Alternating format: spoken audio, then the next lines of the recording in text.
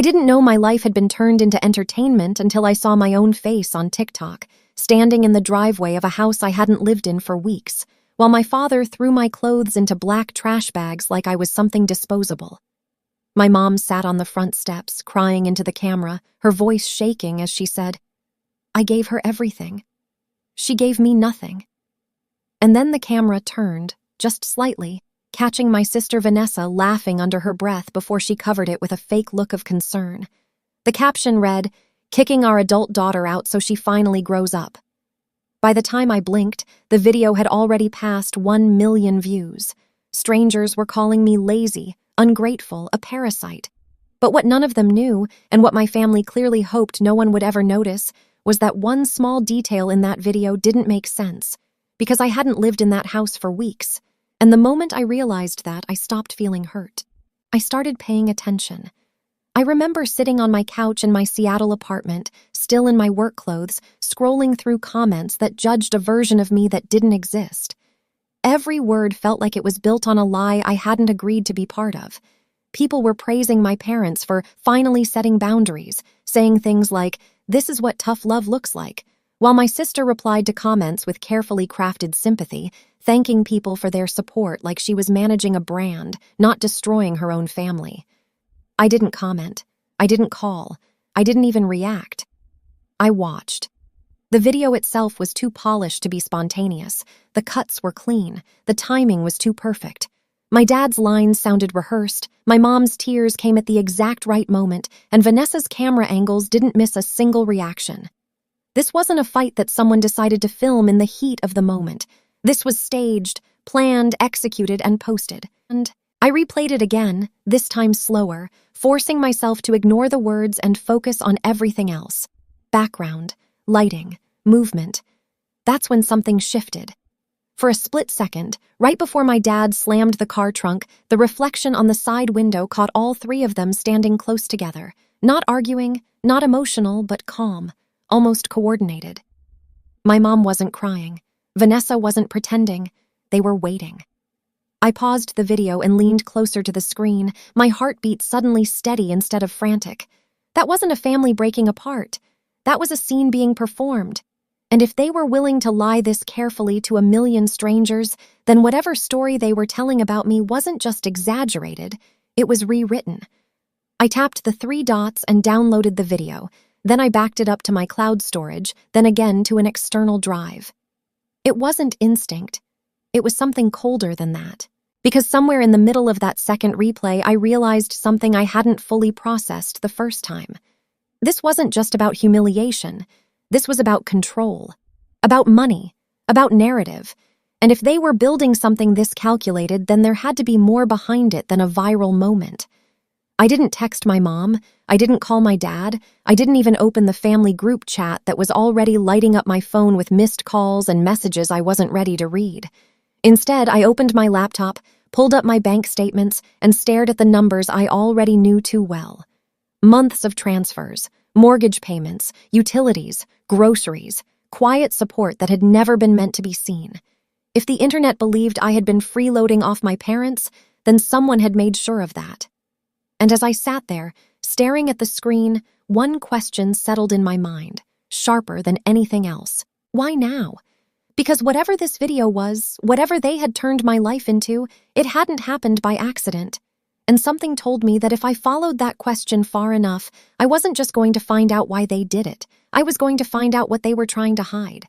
I didn't grow up the way that video made it look. I wasn't the kind of daughter who stayed too long, who needed to be pushed out, who refused to grow up.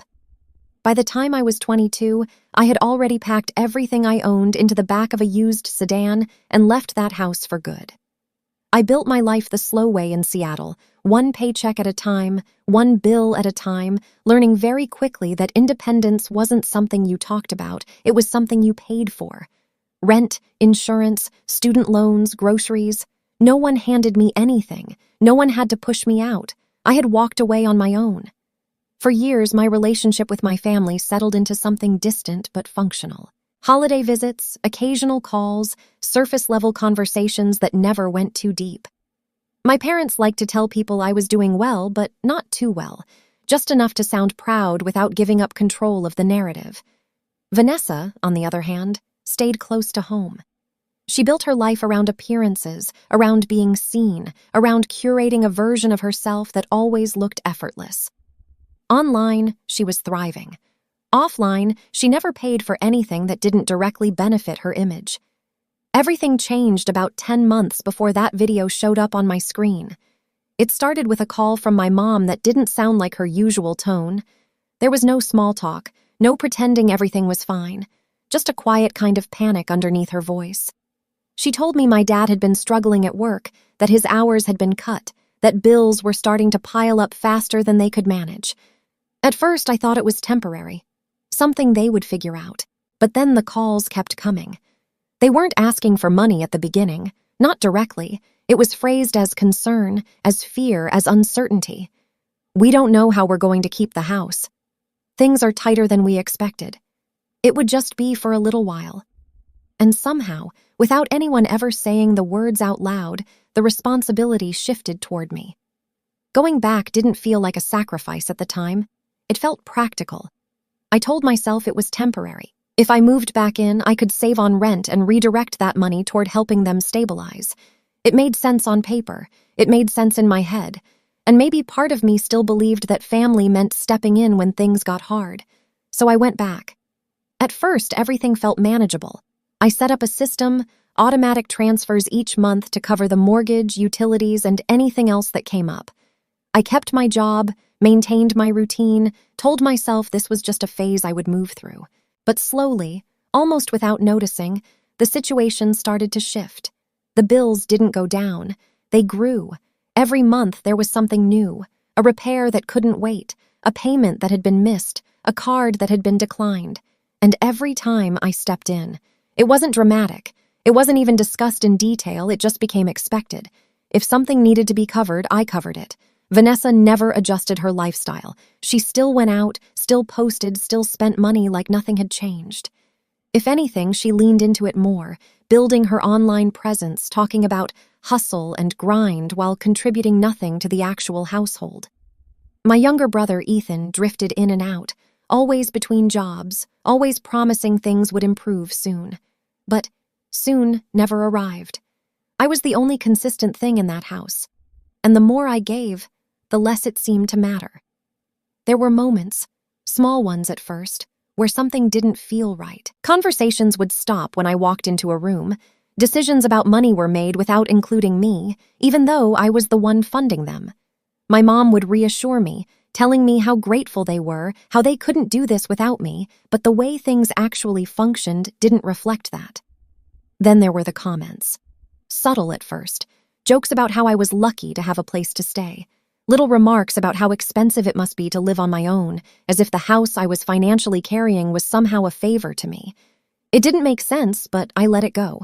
I told myself stress made people say things they didn't mean. Looking back now, that was the first mistake.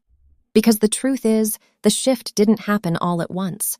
It happened gradually, quietly, in ways that were easy to ignore if you didn't want to see them. The dynamic in that house wasn't about helping each other anymore. It was about dependence. And not the kind that gets acknowledged, but the kind that gets rewritten. The kind where the person holding everything together slowly becomes invisible. By the time I started thinking about leaving again, I wasn't doing it out of frustration. I was doing it out of clarity. I had kept things afloat long enough for them to stabilize, at least on paper. If anything, the situation should have been improving. But something about the way they reacted when I mentioned moving out didn't match that reality. It wasn't relief, it was resistance, and not the kind that comes from fear, the kind that comes from losing control. That was the moment I should have realized this wasn't just about money anymore, because when I told them I was planning to move back out, I expected pushback. What I didn't expect was the way my mom's expression changed, the way Vanessa went quiet, the way my dad didn't say anything at all, just watched me like he was recalculating something. At the time, I thought they were worried about what would happen without my support. Now, sitting in my apartment, replaying that viral video in my head, I understand something I didn't back then. They weren't worried about losing help. They were worried about losing the story they were building around me. The first time I told them I was moving out again, I expected tension, maybe even a fight, but not the kind of silence that filled the room that night. It wasn't loud. It wasn't explosive. It was controlled, like everyone was holding something back at the same time.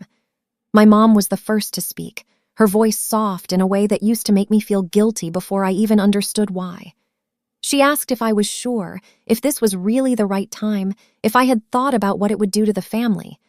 Not to them financially, not directly, but to the family, like I was about to break something that had only just been put back together. I explained it the way I had rehearsed in my head for days. I told them I had helped stabilize things, that I needed to think about my own future again, that this was never meant to be permanent. I kept my tone calm, reasonable, careful not to sound accusatory. But the more I talked, the more I could feel the shift happening around me. My dad didn't interrupt, but his jaw tightened with every sentence. Vanessa sat across from me, scrolling on her phone at first, then slowly lowering it, watching me with an expression I couldn't quite read. It wasn't anger. It was calculation. The conversation didn't turn into a fight that night. It turned into something quieter, something harder to push against. My mom started reminding me of everything they had done for me growing up, not aggressively, just gently enough to sound like reflection instead of pressure. My dad talked about how hard things still were, how fragile everything felt. Vanessa didn't say much at all, but the few times she did, it was to point out how different things would be if I left, how everything would fall apart again. None of it was technically wrong, but none of it felt honest either. Over the next few days, the atmosphere in the house changed in ways that were easy to dismiss individually, but impossible to ignore together. Conversations would stop when I entered a room, then resume in a lower tone. Doors that used to stay open were suddenly closed. My mom became overly attentive, asking if I needed anything, offering to cook meals she hadn't made in months. My dad became distant, quieter than usual, like he was thinking through something he hadn't shared yet. And Vanessa started filming more. At first, it didn't seem unusual. She was always filming something, documenting her life, creating content. But there was a difference now. The camera showed up at moments it hadn't before. In the kitchen when my mom looked tired. My mom, in the living room when my dad was sorting through bills. Once, I walked past the hallway and caught Vanessa holding her phone up, recording my mom talking about how hard things had been lately, her voice already carrying that emotional edge that felt too precise to be accidental. That was the first moment something inside me paused. It wasn't enough to accuse anyone of anything. It wasn't even enough to confront. But it was enough to notice. A couple of nights later, I came home earlier than usual and heard voices from the living room before I stepped inside. I didn't mean to listen, but my name came up before I could make noise. Vanessa was talking, her tone low but sharp in a way I had never heard when she was on camera. She said something about timing, about how it would only work if it felt real. My mom asked if it was too much, if people would believe it. Vanessa laughed quietly and said, "People believe whatever you show them if you show it the right way." I stepped into the room a second later, making enough noise that they knew I was there. The conversation stopped instantly. My mom smiled too quickly. Vanessa flipped her phone over like she had just been checking messages. No one acknowledged what had been said. That should have been the moment I asked questions. Instead, I told myself I was overthinking. I finalized my lease the next morning. Packing didn't take long. Most of my things were already organized, already separated from the rest of the house in a way that made leaving feel less like a disruption and more like a reset. My mom hovered while I packed, offering help I didn't need. My dad stayed out of the way entirely. Vanessa watched. Not constantly, not obviously, but enough that I noticed her presence more than usual. Every now and then, I would catch her looking at something specific. The boxes, the bags, the way I folded certain things like she was memorizing details. At one point, I saw her angle her phone slightly toward me, then lower it again when I looked up. She smiled like it meant nothing. The day I left, there was no dramatic goodbye, no argument, no final confrontation. My mom hugged me, longer than she usually would, telling me to call, telling me not to stay away too long. My dad nodded, said to drive safe. Vanessa stood near the door, arms crossed, watching everything with that same unreadable expression. I drove away thinking I had done the right thing. For 2 weeks, everything was quiet. No urgent calls, no sudden financial emergencies, no pressure, just a strange, almost unnatural calm that made it feel like the situation had resolved itself. Like maybe I had been wrong to worry. Like maybe they had accepted it after all. And then the video appeared. Sitting there now, replaying those last few days in my head, I can see it clearly in a way I couldn't back then.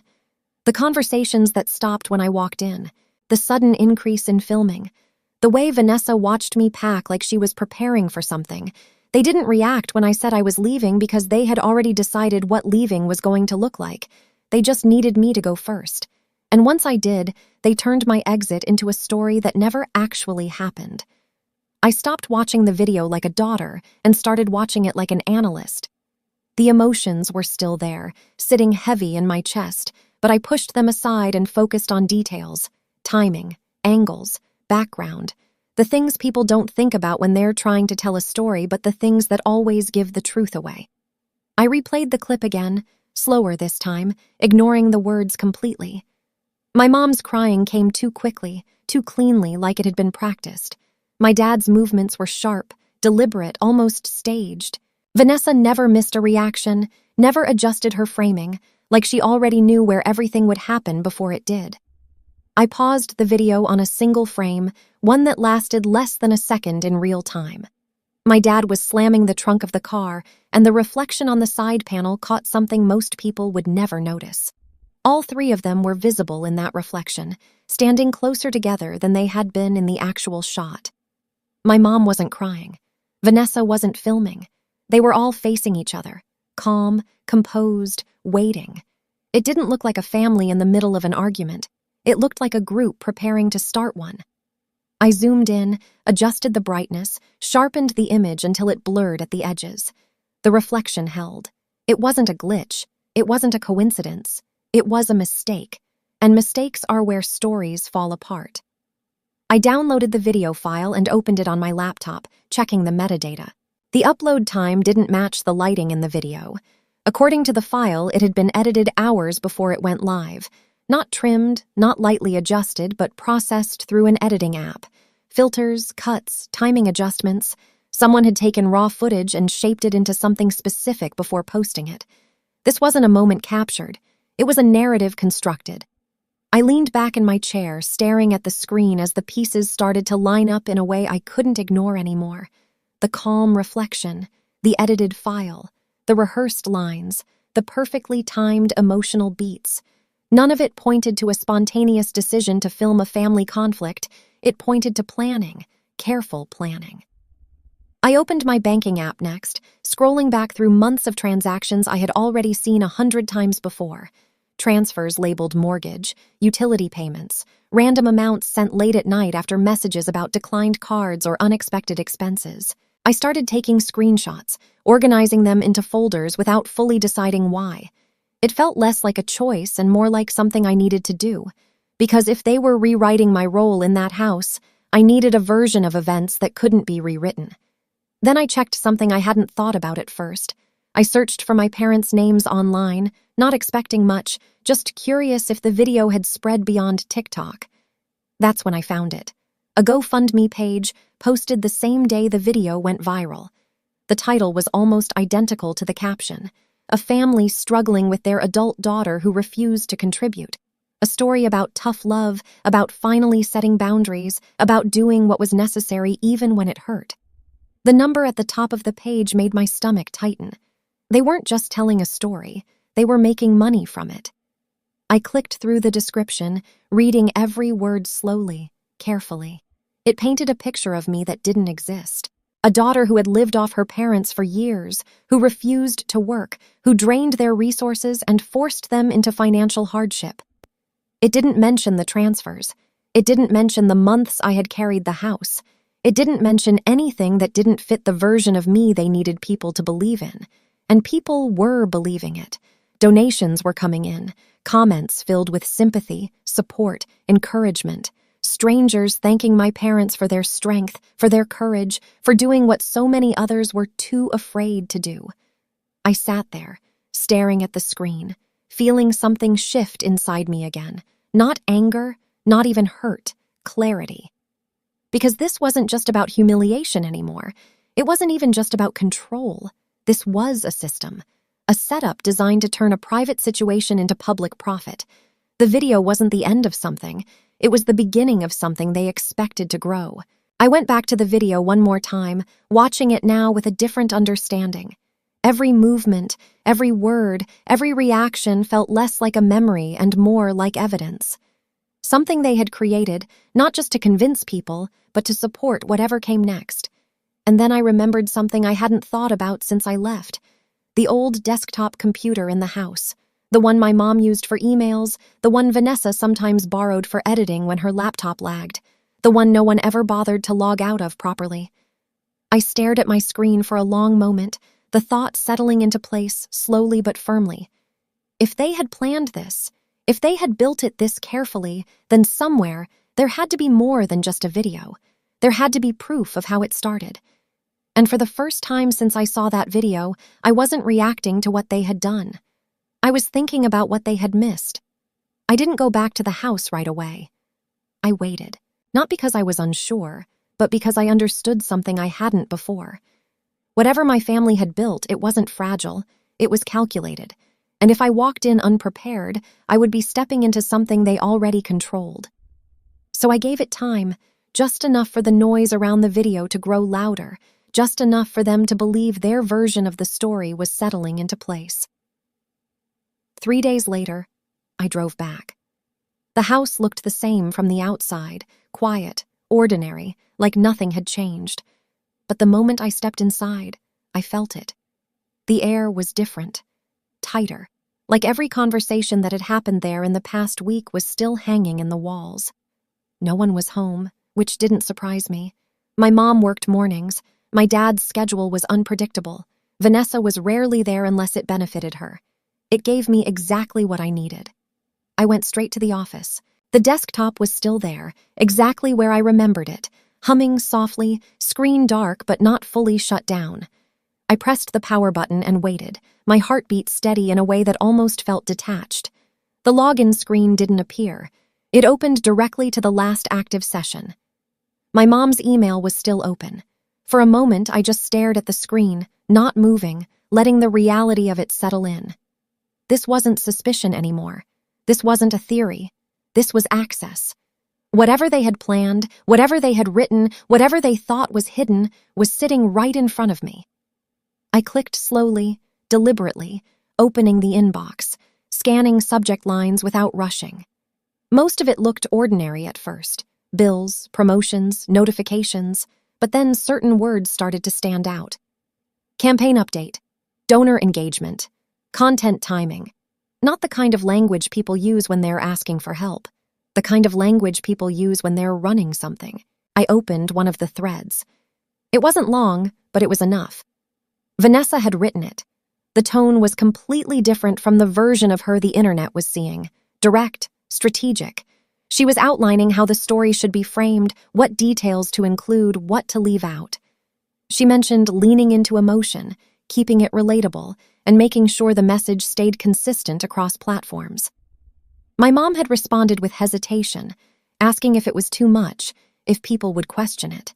Vanessa reassured her. People don't question what makes them feel something, they share it. I scrolled further.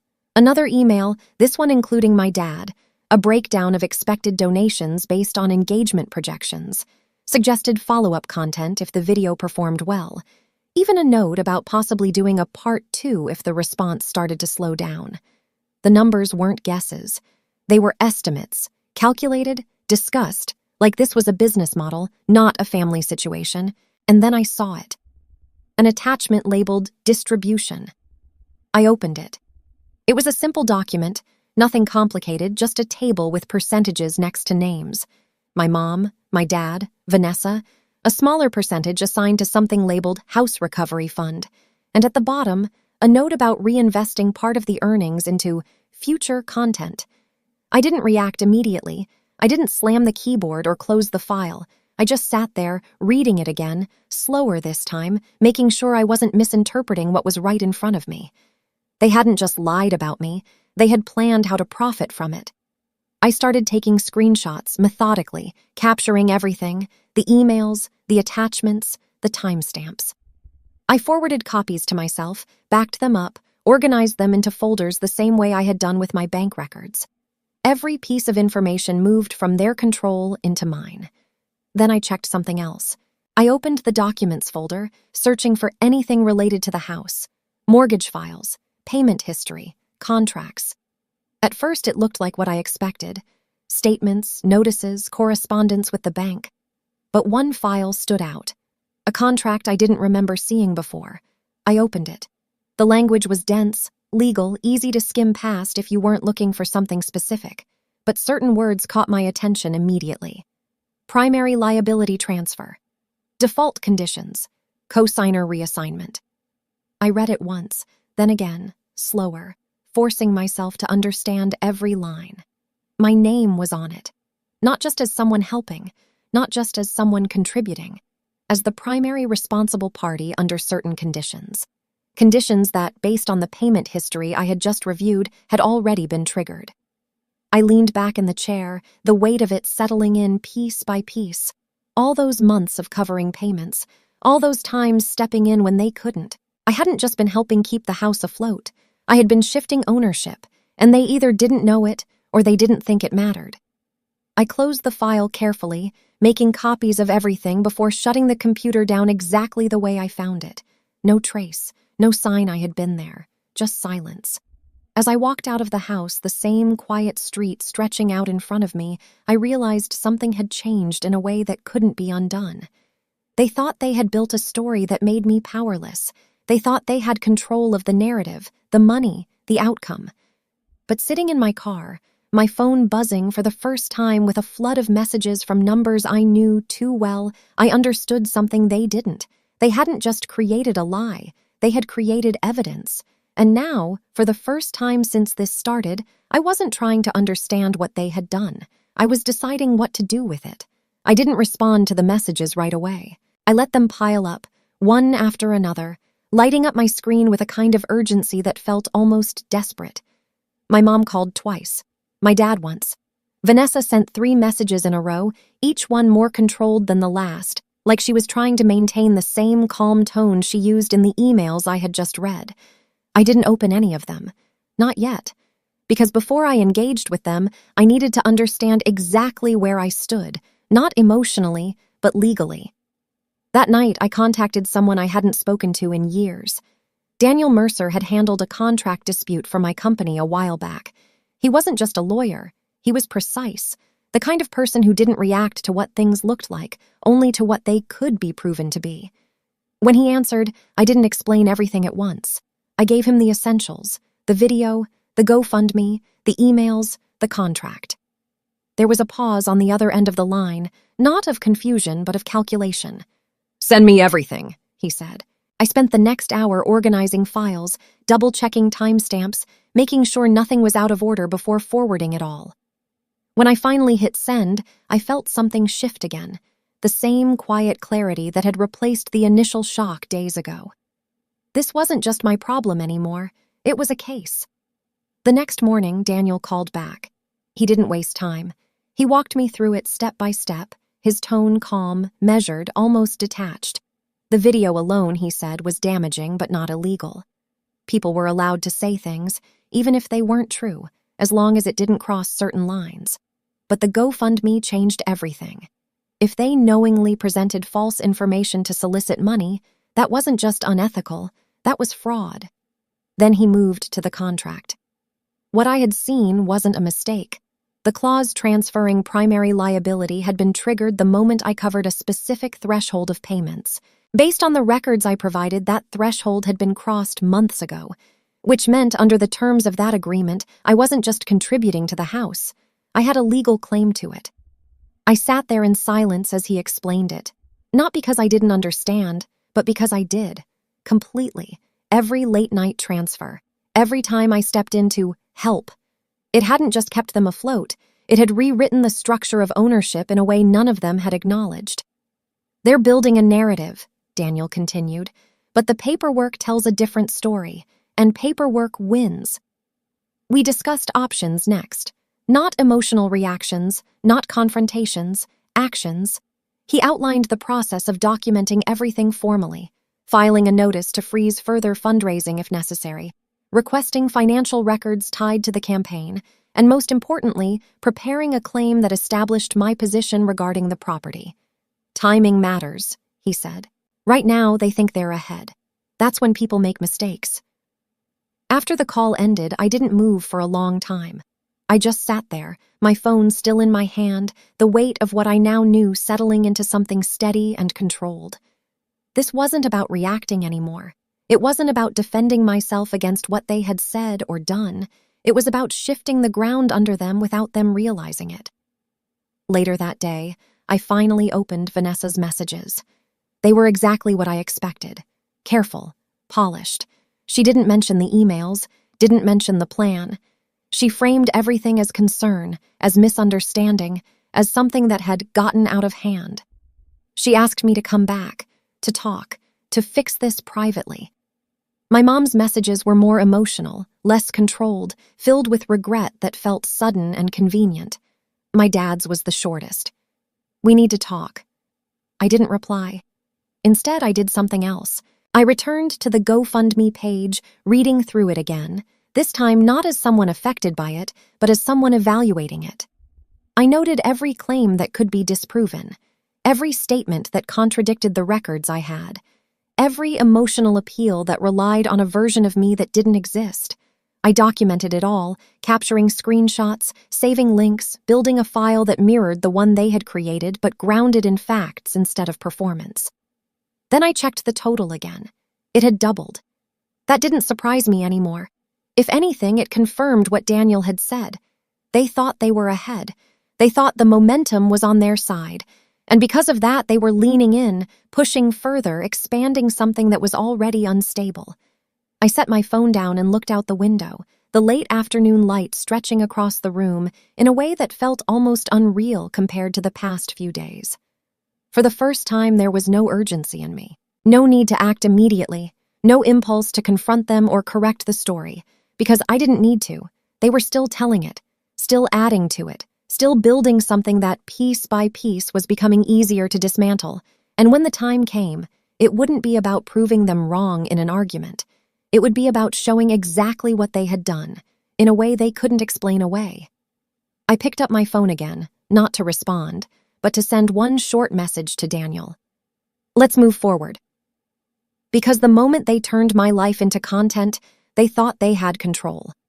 What they didn't realize was that they had also created a record, and records don't disappear. They get used. I didn't announce anything. No warnings, no confrontation, no emotional messages demanding explanations. I followed Daniel's advice exactly. Quiet moves, documented steps. Let them continue believing they were in control while everything shifted underneath them. Within 48 hours, the first action was in place. A formal notice was filed requesting a review of the fundraising campaign, supported by the evidence I had collected. It wasn't public yet, but it existed, and that alone changed the position of everyone involved, whether they realized it or not. The reaction came faster than I expected. Vanessa called first. Not messages this time, calls, repeated back to back until I finally answered. Her voice was different, stripped of the calm control she had maintained before. She didn't ask how I was. She didn't pretend anything was a misunderstanding. She went straight to the point, asking what I had done, how I had accessed private information, why there were now questions being raised about the campaign. I didn't raise my voice. I didn't explain everything. I simply told her that if something couldn't withstand scrutiny, it shouldn't have been built the way it was. She went quiet after that. My mom called next, crying again. But it wasn't the same as the video. This time it wasn't timed or controlled. It was uneven, uncertain. She said people were starting to leave comments asking questions. Some donations had been flagged. She didn't understand what was happening. I listened, not interrupting, not correcting her version of events. When she asked me if I had done something, I didn't deny it. I told her the truth in the simplest way possible. I documented what was already there. My dad didn't call. He showed up. That evening, there was a knock on my door. Not loud, not aggressive, but firm enough to carry weight. When I opened it, he stood there alone, hands in his pockets, expression tight in a way I had only seen a few times before. He didn't step inside until I moved aside. Even then, he didn't sit down. He stayed standing like he didn't intend to stay long. "You're going too far," he said. I didn't answer immediately.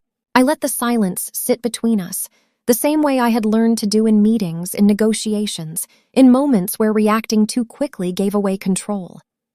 "Am I?" I asked. He looked at me like he wanted to say more, like there were arguments forming that didn't quite hold together. He mentioned the video, the donations, the stress it had caused, framing everything as something that had gotten out of hand. But he never addressed the emails, never addressed the plan, never addressed the fact that this had started long before the video was ever posted. So I shifted the conversation. I asked him about the house. That was the moment everything changed. The confidence in his posture tightened, almost imperceptibly, but it was enough. He tried to dismiss it at first, saying it wasn't relevant, that we were talking about something else. But I didn't move away from it. I referenced the payments, the contract, the clause. I didn't explain it fully. I didn't need to. The fact that I knew was enough. For the first time, he didn't have a response ready. He exhaled slowly, looking away for a moment before meeting my eyes again. And in that brief pause, I saw it. Not just realization, but calculation. The same kind I had seen in the emails, except this time it wasn't about building something, it was about damage control. "We can fix this," he said finally. "All of it." The words were simple, but the meaning behind them was clear. Not an apology, not an admission, an offer to reset the situation in a way that protected them. I shook my head. "This isn't something you fix privately," I said. He didn't argue after that, not directly. He stood there for another few seconds, like he was weighing options, like he was deciding whether to push further or step back. Then he nodded once, short, controlled, and turned toward the door. "This isn't over," he said before leaving. I watched him go without responding. After the door closed, I stood there for a moment, the quiet of the room settling back in around me. My phone buzzed again, notifications stacking up, messages I didn't need to read to understand. The situation was shifting faster now, the questions online, the flagged donations, the cracks forming in something they had assumed was stable. But what mattered wasn't the reaction. It was the position. I walked back to my desk, opening the files Daniel and I had prepared. Everything was in place, the documentation, the timeline, the legal groundwork that turned what they had created into something that could be addressed formally, publicly, in a way that didn't rely on opinions or narratives. Only facts. And for the first time since this started, I understood exactly where the line was. They had built their story to control how people saw me. Now everything they had done was about to define how they would be seen. Not through arguments, not through explanations. Through evidence they couldn't take back. I didn't go public immediately.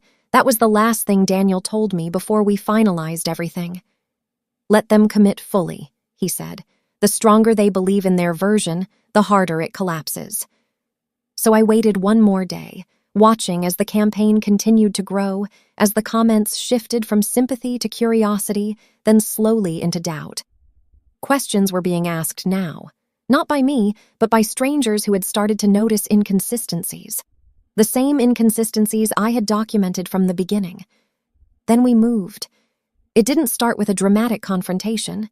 It started with a formal filing, a report submitted with evidence attached, outlining the discrepancies between the claims made in the fundraising campaign and the documented financial records, the emails, the distribution plan, the contract tied to the house. Each piece presented without emotion, without accusation, just facts placed in a sequence that spoke for itself. At the same time, Daniel filed a notice asserting my legal position regarding the property, backed by the payment history and the clause they had overlooked. Within hours, everything shifted. The GoFundMe page was paused pending review. Donations stopped. Comments exploded. The tone changed almost instantly, sympathy turning into suspicion, then into anger. People began asking for clarification, for proof, for accountability. The same audience that had lifted them up was now demanding answers they couldn't provide. Vanessa tried to respond first. She posted a statement, carefully worded, attempting to regain control of the narrative. She called it a misunderstanding, said the situation had been taken out of context, that emotions had been high and things had been misrepresented. But this time, the response wasn't what she expected. People asked for specifics. They referenced details she hadn't addressed. They pointed out contradictions between her statement and the information that had already begun circulating. Because once something is documented, it doesn't stay contained. My mom didn't post anything. My dad stayed silent, and that silence said more than anything they could have written. I watched it all unfold from a distance, not as someone involved in the chaos, but as someone observing the outcome of a system collapsing under its own weight. There was no satisfaction in it, not in the way people might expect, no sense of revenge, just a quiet recognition that the truth, when supported by evidence, doesn't need to be forced. It surfaces on its own. A week later, it was over. The campaign was removed. The funds were frozen pending further investigation. And the narrative they had built, the one that had painted me as something I wasn't, had been replaced by something they couldn't control anymore. Not because I argued louder, not because I exposed them emotionally, but because I documented everything they chose to ignore. As for the house, the process took longer, but the outcome was just as clear. With Daniel handling the legal side, the claim was recognized. Not immediately, not without resistance, but eventually, the structure of ownership shifted in a way that reflected what had actually happened over the past year. Not what they said had happened. What had been proven. I didn't return to the house after that. There was nothing there for me anymore, not in the way it had been before. Some things, once revealed for what they are, don't go back to what they were. And that was fine. Because what I had lost in place, I had gained in clarity. Weeks later, my phone was quiet again. No calls, no messages, no attempts to fix anything. Just silence. The kind that doesn't come from peace, but from the absence of control. And for the first time, that silence didn't feel heavy. It felt earned. I sat by the window one evening, the same light stretching across the room the way it had days before everything changed, and I thought about how easily this could have gone differently. If I had reacted instead of observing, if I had argued instead of documenting, if I had tried to defend myself in a story they controlled instead of building one they couldn't rewrite. That was the difference. Not strength, not luck, clarity. And maybe that's the part that stays with you after everything else fades. The understanding that not every situation needs a loud response. Some just need to be seen clearly enough that the truth becomes unavoidable. If you've ever been in a moment where people tried to define your story for you, where silence felt like the only option, I'd really like to know. What would you have done in my place? Would you have walked away or stayed and documented everything like I did? If this story resonated with you, take a second to share your thoughts in the comments. Your perspective might be exactly what someone else needs to hear right now. And if you believe that truth still matters, even when it's quiet, consider staying with this channel and subscribing for more stories like this. Thank you for being here and for taking the time to listen all the way to the end. This story is fictionalized for dramatic effect.